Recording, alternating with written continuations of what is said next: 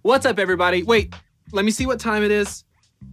You might not believe me, but I think it's time for us to go over our memory verse. So, with that being said, let me explain how this is gonna work. First, I'm gonna say it and you're gonna listen. Then, I'm gonna say it and you're gonna repeat after me. And lastly, we're all gonna say it together. And if you're ready, let me hear you clap twice.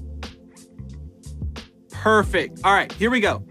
The Lord is my light and my salvation. Whom shall I fear? The Lord is the stronghold of my life. Of whom shall I be afraid? Psalm 27:1.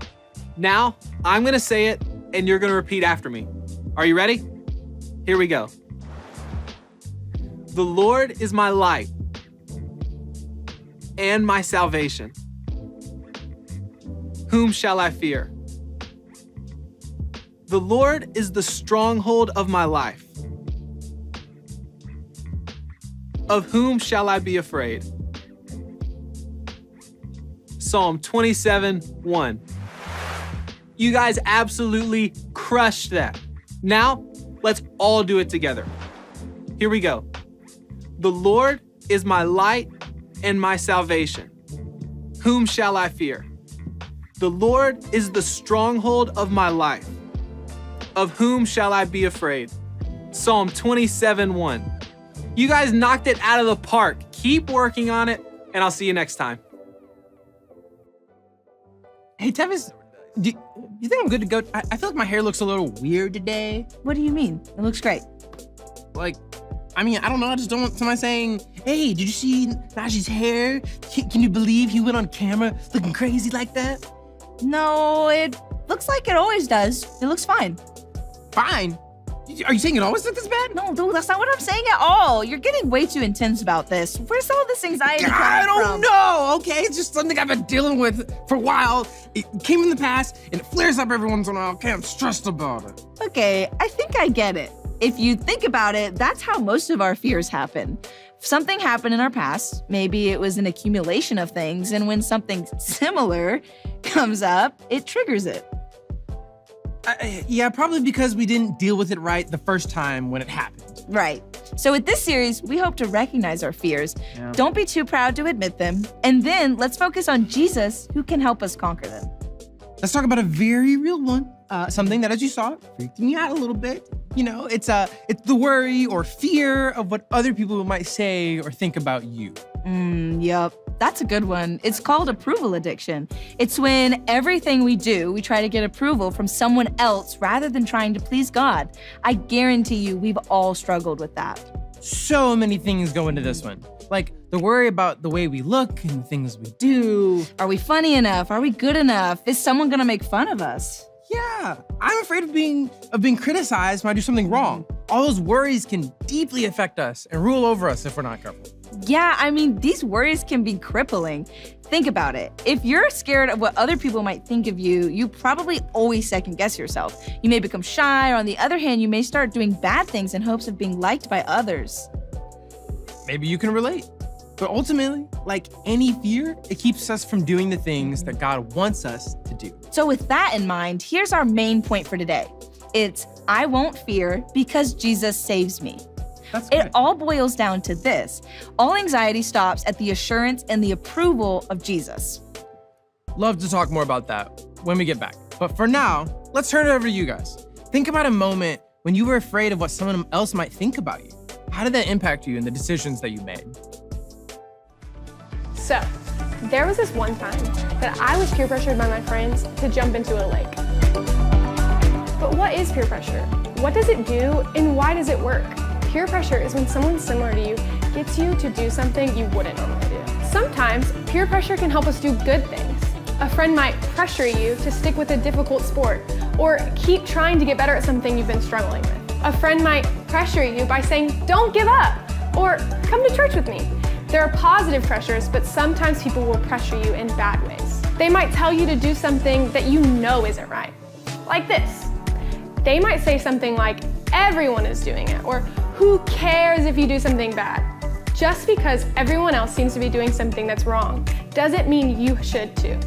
Today, we're going to talk about a time when someone was negatively influenced by peer pressure and what they did about it. A long time ago, there was a man named Daniel. The thing about Daniel is he had great faith and he always tried to obey God's plan. He prayed every day, multiple times a day. And one day, a bunch of the king's advisors gathered to plot against Daniel. Everyone was telling Daniel not to pray to God. If Daniel prayed to God, the administrators would have had Daniel killed for breaking the law. The advisors caught Daniel praying, so he was thrown into a den of hungry lions for praying to God. That's crazy, right? You may hear this story so far and say, this is what I get for standing up against peer pressure. Daniel would have been safe if he just didn't pray at all or followed what everyone else was doing. You're right. Standing up to peer pressure can be really hard. You might even get in trouble for doing the right thing. What we can learn from this story with Daniel is that Daniel's faith allowed him to obey God and stand up for what is right. You don't have to listen to bad peer pressure. We can obey God even when it's difficult, and God will be there with you.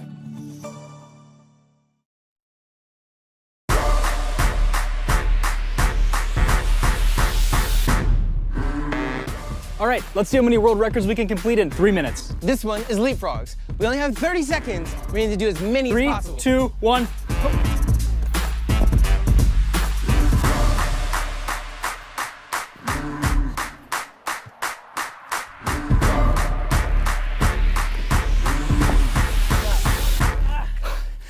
We did 29, the world record's 32.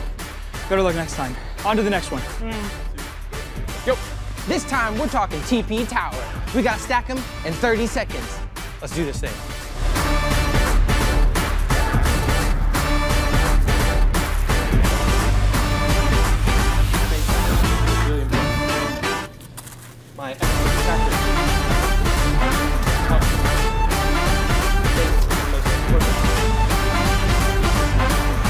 Right now the record is 29 in 30 seconds. We have 30 here, so if we can stack all of them, we've beaten the record.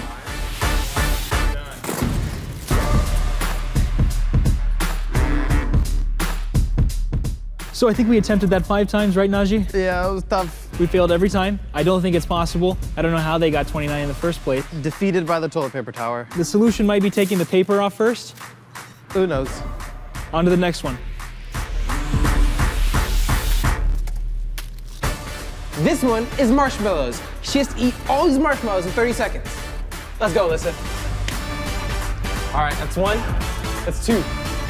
Come on, cheer her on. Let's go. 3, 2, 4, 5, 6, 7, 8, 9, 10. I thought. It's a lot. It's a lot of marshmallows. Here, I'll help you out. 45 seconds. Keep it down.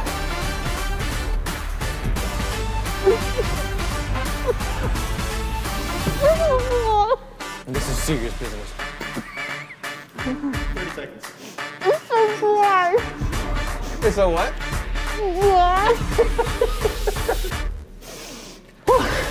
That was a lot. That was drier than I ever thought it was going to be. Drier than the Sahara. Well, that was a good try. At challenge time, we didn't break any records, but we were pretty close.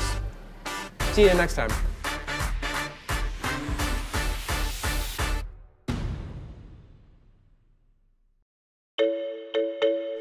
Stories of the Bible. Daniel in the Lion's Den.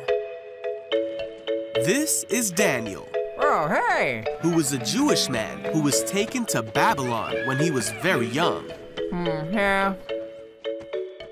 Daniel loved God and followed God's rules. He talked to God 3 times a day and asked God for help often. Daniel served in the Babylonian king's court for many years. Yeah, I know him. And under many kings. Hey, Daniel.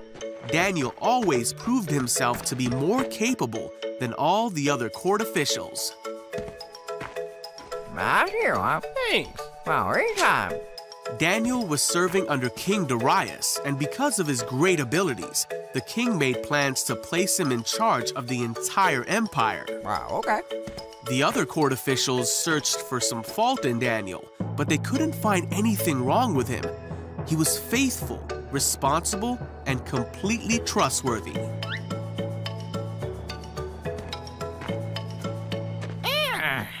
Wait. The court officials realized the only way to get at Daniel would be to challenge his faith. Come on. So they went to King Darius Excuse me, Your Majesty. and advised him to make a law that for the next 30 days, any person who prays to anyone except King Darius will be thrown into the lion's den. I like it.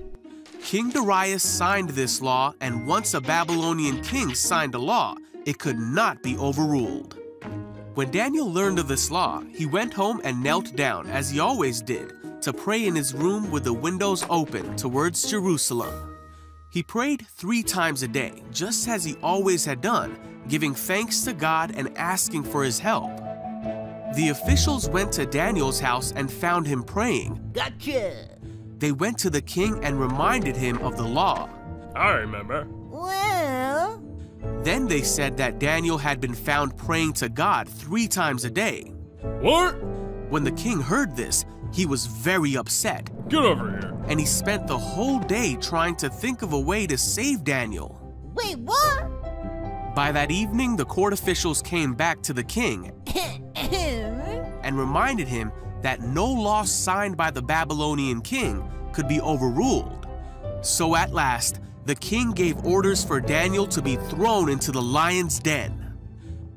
The king said to him, "May your God, who you serve faithfully, rescue you." Then the lion's den was sealed shut with Daniel inside.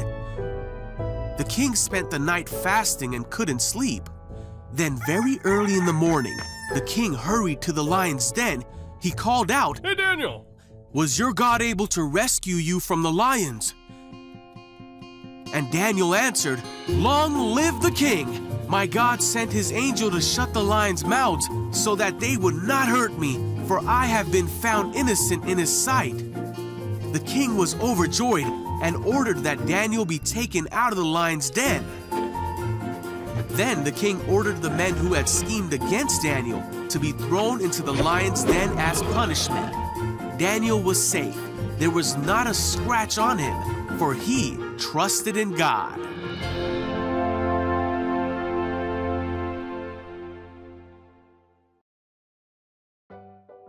That was a really good Bible story. I loved the faith and confidence that Daniel showed not only in this Bible story, but from what we read of his entire life. Yeah.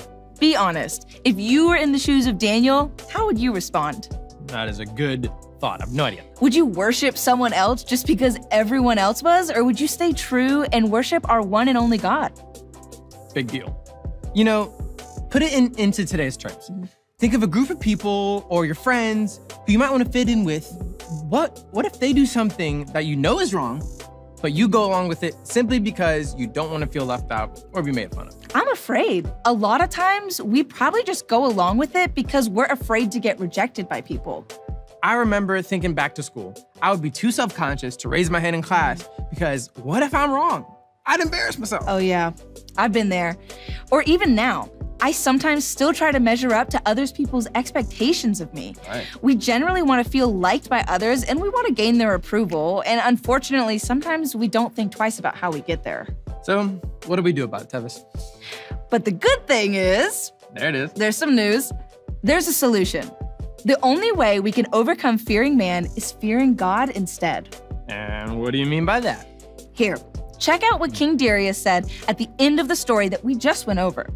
I issue a decree that in every part of my kingdom, people must have fear and reverence for the God of Daniel, for he is the living God and he endures forever. His kingdom will not be destroyed. His dominion will never end. He rescues and he saves. He performs signs and wonders in the heavens and on the earth. He has rescued Daniel from the power of the lions. Daniel 6:26-27.